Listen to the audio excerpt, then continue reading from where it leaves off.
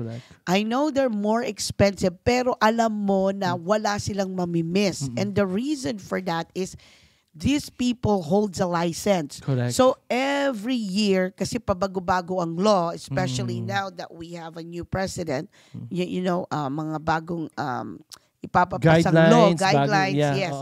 So, up to date sila kasi pinag-aaralan nila yan as a part of their continuing education and also for them to, you know, maintain their license. Yes. So, kaya, yes, they're more a bit expensive, but for me, you get what you paid for. Correct. Yeah, kasi a lot of people said, oh, dito na lang ako kay Manong.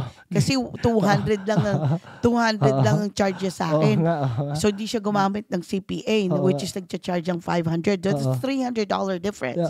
But guess what? Dahil ginamit niya si Manong na hindi naman kasing galing at kasing knowledgeable ng CPA, yung $300 na na-save niya, hindi nagbayad o na-audit. Hindi. Yung $300 na na-save niya, dapat makakakuha pa siya ng $3,000 na refund. Or na-audit. Yes. Dahil hindi, you know, hindi pin-repair o tama. inano ng final ng tama.